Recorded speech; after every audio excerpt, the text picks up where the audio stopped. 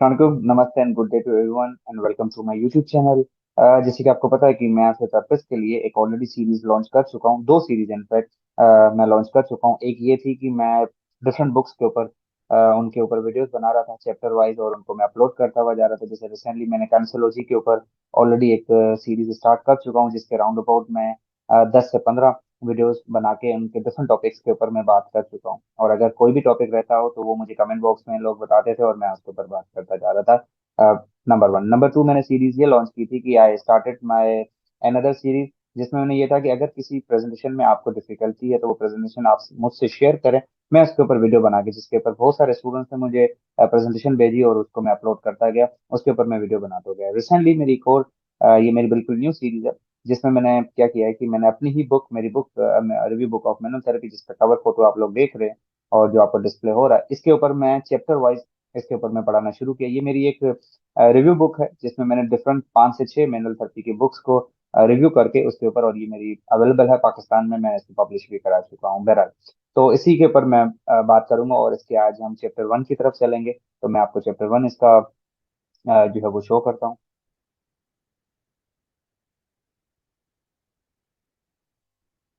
The chapter 1 part 1, you can say the introduction to manual therapy. तो हम पढ़ेंगे कि मैनुअल थेरेपी का बुनियाद कैसे पढ़ा और उसका आगाज, उसकी हिस्ट्री को थोड़ा सा देखेंगे, और करंटली कौन कौन से मैनुअल थेरेपी की टेक्निक्स हो रही हैं। बहरहाल ये वॉल्यूम 1 है बहरहाल। तो ऑर्थोपेडिक मैनुअल थेरेपी की अगर हम बात करते हैं, तो ऑर्थोपेडिक मेडिसिन जो कि specialises in diagnosis and treatment of the musculoskeletal condition. Orthopaedic जो मेडिसिन है जो कि स्पेशलाइजेज है या ज्यादातर जो फोकस करती है, वो diagnosis and treatment of the musculoskeletal, जितने भी मस्कुलोस्केलेटल कंडीशंस हैं उनका diagnosis and treatment.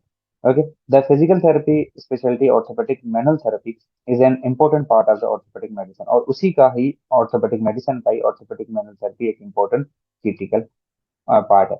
Much of the OMT stands for the orthopedic manual therapy, is devoted to evolution and treatment of the joints and related soft tissue disorders. ज्यादातर जो orthopaedic manual therapy का focus है वो इस चीज के ऊपर focus है कि किस तरह सॉफ्ट टिश्यू जो डिसऑर्डर्स हैं या उनके जॉइंट से रिलेटेड सॉफ्ट टिश्यू स्ट्रक्चर्स की जो डिसऑर्डर्स हैं, सॉफ्ट सॉफ्ट टिश्यू लियन लेट सपोज, उनका ज्यादातर इवोल्यूट करके उनको ट्रीटमेंट करना, ये की एक मॉन इनका पार्ट है। और ज्यादातर उसमें जो डिफरेंट मैनुअल थेरेपी की टेक्निक्स यूज होती थी, उनमें से एक प्रिमिटिव टेक्निक भी है हाइपरमोबिलिटी को ट्रीट करना, जिससे हम वो मोबिलाइजेशन से ट्रीट करते थे बेसिकली, राइट। मोबिलाइजेशन हम अभी भी कर रहे हैं, लेकिन one of the primitive method जो है, प्राइमरी मेथड जो है वो मोबिलाइजेशन का, मतलब वो हाइपर मोबिलिटी को मोबिलाइजेशन से जो है वो ट्रीट करते थे। तो mobilization ultimately one of the technique है मैनुअल थेरेपी की, right. OMT Kaltenborn Evjenth concept जो था, जिसको केल्टनबॉर्न कॉन्सेप्ट बाद में कहा गया, it's suggesting that is a collaboration.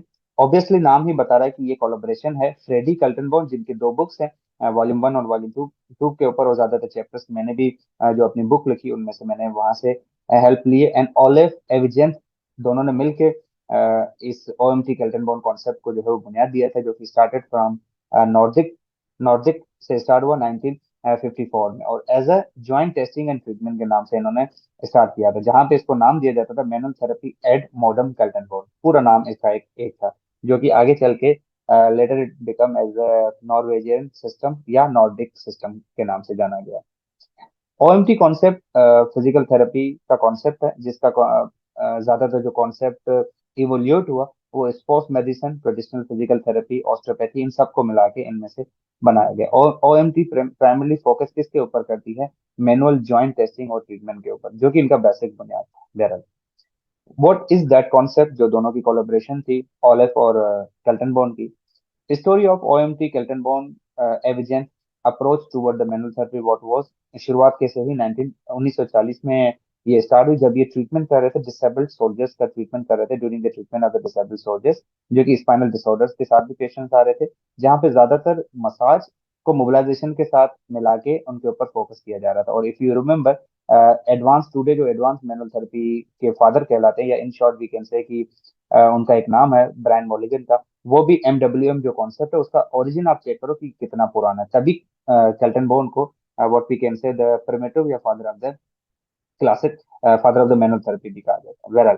तो वहां पे क्या होता था कि मसाज को मोबिलाइजेशन या मैनिपुलेशन से मिला के इन कंडीशंस को ट्रीट किया जाता था। They were use to treat the method with active and passive movements also. However, the results were not much satisfactory.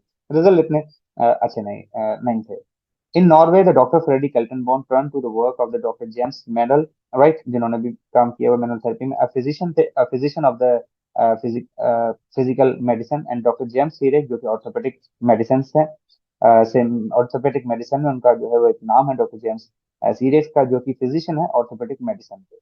Both at the Thomas hospital London में इन्होंने एक what we can say meeting type या वहां पे मिलना हुआ. In early 1950s में doctor Freddy Kaltenborn then went to the London to observe the joint mobilisation techniques of the doctor Mennell ने जॉइंट मोबिलाइजेशन दी थी उनको मजीद what we can say observe करने के लिए या स्टडी करने के लिए, and also to study with the doctor James serious.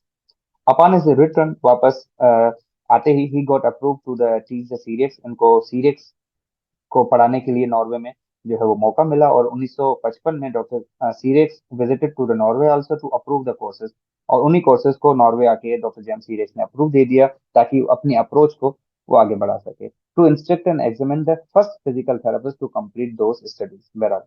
The focus of the Keltenborn concept was a translated joint play. Keltenborn concept का जो main focus था वो translated joint play movements के ऊपर था. About the treatment plan भी Keltenborn ने concept दिया है जो कि concave part पे होता था. किस purpose के लिए? For evaluating and mobilizing the joint को evaluate और mobilize करने के लिए.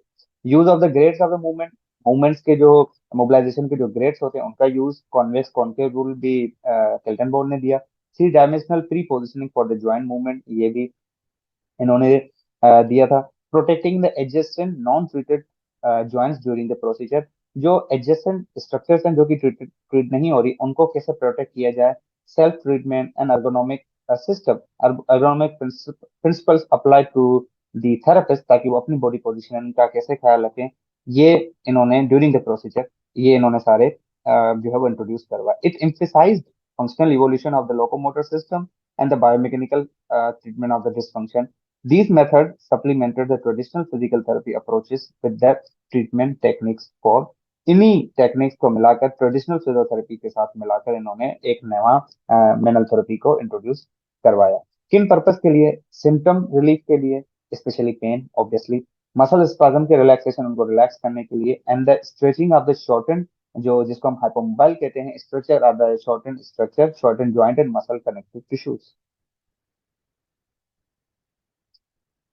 Then starting in 1960 1960 के स्टार्ट में doctor Freddy Kaltenborn also presented the manual therapy courses to the physiotherapists and from the Nordic countries. From 1962, physician also attended as well, and finally in 1958, Olaf Edgman, a skilled Norwegian practitioner who added the muscle stretching and coordination training with the Keltenborn method. मतलब इन्हीं Keltenborn के method के साथ जो एजवेंट थी उन्होंने muscle stretching और coordination training को भी इंट्रोड्यूस करवाया कि यही अगर दोनों कॉन्सेप्ट मिलके जो है वो ट्रीटमेंट करें तो रिजल्ट बेहतर होंगे, तभी इसका कलेक्टिवली नाम. And Evjenth also modified the specific exercises for the patient use at home with auto mobilization. जो सेल्फ ट्रीटमेंट कैल्टनबॉर्न ने दिया उसको थोड़ा सा इन्होंने मॉडिफाई किया. एंड फाइनली दोनों के कॉन्सेप्ट ने मिलकर 1973 में ओएमटी कैल्टनबॉर्न एविजेंट जो कि नाम है कैल्टनबॉर्न एविजेंट दोनों कोलैबोरेटली ओएमटी कॉन्सेप्ट जिनको कहा जाता है वो 1973 में उसका बुनियाद पड़ा. And it was presented to the world after the several treatment after the clinical trials. उसका फाइनली बुनियाद पड़ा और आज भी उसका जो है वो एक ओएमटी कैल्टनबॉर्न कॉन्सेप्ट का एक नाम है. Over the years, OMT Keltenborn Evigen concept benefited from the contribution of many physical therapists and many physicians उनको इस concept को use करते थे. आगे चल के OMT concept standard formed on the basis उन्होंने एक बुनियाद डाली किस चीज के लिए? For the International Federation of Orthopedic Manual Therapy में उन्होंने उनका बुनियाद डाला और एजुकेशनल सर्टिफिकेशन के बुनियाद पे फाइनली 1974 में ये IFOMT के से व्हाट वी कैन से कि सर्टिफाई भी हो गया या उनका बुनियाद भी डल गया, और 75 में which must be made by all participating members. But ultimately, इसका एक big this was a big contribution कि उन्होंने ये बुनियाद डाला international federation of orthopaedic manual therapy का. किस कॉन्सेप्ट में? इस कॉन्सेप्ट में ऑर्थोपेडिक ये जो कैल्टनबॉर्न और एविजेंट का कॉन्सेप्ट था. थोड़ी सी इसकी हिस्ट्री की अगर हम बात करें तो OMT is not a new concept. ये कोई नया कॉन्सेप्ट नहीं, is one of the ancient primitive concept है जिनके बहुत सारे what we can say evidences भी मिलते हैं मेडिकल फील्ड में. इनको बाकायदे हिपोक्रेट्स ने भी साइट किया हुआ 460 से 77 BC की अगर हम बात करें, in his corpus Hippocraticum and sources in the years to follow also. Manipulation past and present by the Iliad Edge, shares and Gem series. They contain a digital history of इनकी तारीख में अगर हम देखें तो मेनोथेरेपी के बुनियाद से बहुत सारी चीजें मिलती हैं। फिजिशियन जो थे गैलन, उन्होंने भी एयर्स के साथ उन्होंने मेंशन भी किया हुआ, and may be the source of our concept also.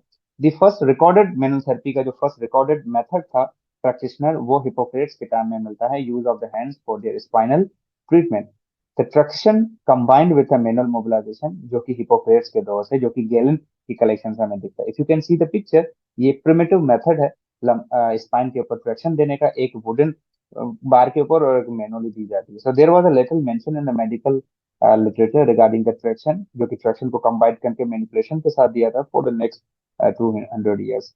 Over this, the method we use to folk the medicine all over the world. Manipulative techniques, they were reintroduced to the traditional medicine in the early 19 by American physician and tuteler.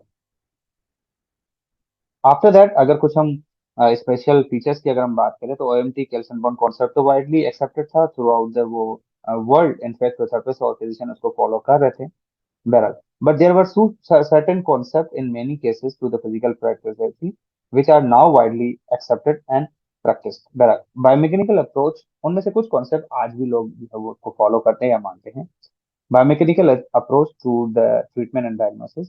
Previously in traditional practice में क्या होता था, long liver rotational movements होती थी जो कि काफी dangerous थी, बट उस दौर में वो यूज होती थी, जो कि खास सेफ भी नहीं थी for the joints, and also उनके नुकसान कुछ ज्यादा थे। बहरहाल इन द अर्ली 90s में James manual MD introduce short lever. इन्होंने कहा कि भाई इसको थोड़ा सा शॉर्ट लीवर रोटेशनल मैनिपुलेशन, मतलब long lever and short lever का कॉन्सेप्ट में शॉर्ट लीवर जो है इंट्रोड्यूस करवाई, जो कि लेस रिस्की भी थे और लेस डैमेज भी कॉज करते थे। And early it was adopted by the Norwegian manual therapist in 1952 में, इनको अडॉप्ट भी कर लिया और एक्सेप्ट भी हो गया। फिर इन 1954 में doctor Freddy Kaltenborn also introduce the new concept of translatoric bone movements in the form of the linear translatoric and gliding. किस तरह वेरिएशंस आ रही हैं वक्त के साथ साथ with respect to the treatment plan to further मजीद रिस्क इंजरीज को रिड्यूस करने के लिए, कंप्रेसिव फोर्स को रिड्यूस करने के लिए, and ultimately redefined these approaches. अपने ही इन आइडियाज को रीडिफाइन किया, जिसको मैनुअल ने मॉडिफाई किया, इन्होंने फर्दर रीडिफाइन किया to the eliminate the rotatory effect also in the extremity zone in 1991, and that complete for same for the spinal manipulations also. Biomechanical principles, they form the core of the analysis and treatment of the MSK condition. Translatory treatment plan, क्योंकि Keltenborn treatment plan allow for the safe and effective joint mobilization. Therapists also evaluate the translated joint pull movement of the traction first and gliding by feeling the amount of slack, उनको उनकी slack feel करके, and then sensing the end feel और sense end feel को examine करके, then therapist uses the grade 1 to 4 जो भी grades थे, and फिर वो apply होते थे। थ्री डायमेंशनल ज्वाइंट पोजीशन दी गई, जिसमें carefully applied before the test और मोबिलाइजेशन से पहले अप्लाई किया जाता था। इससे क्या होता था, redefine and direct the movement in actual resting position, जिससे काफी टाइम जो है वो काफी चीजें प्रियोर पता चल जाती थी before applying the mobilisation. Kaltenborn concept concave concave वुड, जिसको आज भी लोग ग्लाइडिंग देने के लिए यूज करते हैं। It allow the direct indetermination of the direction of the decrease joint gliding. जो कोई जॉइंट हाइपोमोबाइल है या जिसकी ग्लाइडिंग रिस्ट्रिक्शन है, कोई भी जॉइंट रिस्ट्रिक्टेड है, उसकी डायरेक्शन कैसे मालूम की जाए, ये कॉन्सेप्ट भी केल्टनबॉर्न ऑलरेडी अपने बुक में दे चुके हैं। Then therapist evaluate and treat all the combination of movements को कंबाइन करना, दो मूवमेंट को मिलाना, ये भी कॉन्सेप्ट जो है वो केल्टनबॉर्न ने दिया हुआ था। Let's suppose if you add a flexion with rotation, मिसाल, तो ये दो मूवमेंट्स को आप मिलाते हो ताकि कोई चीज चेक करने के लिए। Then therapist also uses a specific evolution and a specific treatment, including the special test to re-evaluate, to localize the symptom structure and to treat the hypermobility. In short,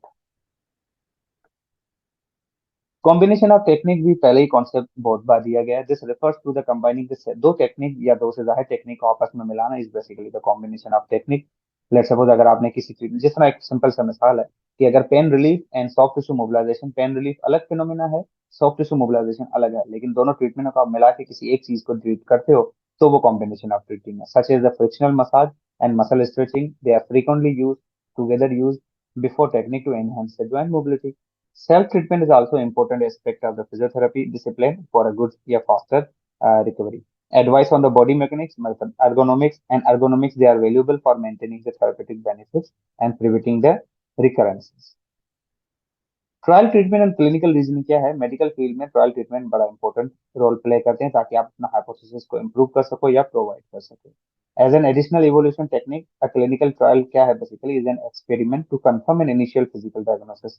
clinical trial अपने physical diagnosis को confirm करने के लिए भी किया जाता है। Like let suppose Covid में सेवरल मेडिकेशन देवर क्लेम, लोगों ने क्लेम किया कि दे आर वेरी इफेक्टिव, तो उनको कोविड के ट्रीटमेंट के लिए भी यूज किया गया था। लेकिन सेलेक्ट या फाइनली जो आउटकम्स थे वो सिर्फ कुछ ड्रग्स के थे on the basis of their clinical trials and clinical reasoning. Ergonomic principles of the therapist. Ergonomic refer to the adjusting the environment or workstation according to the need of the employee.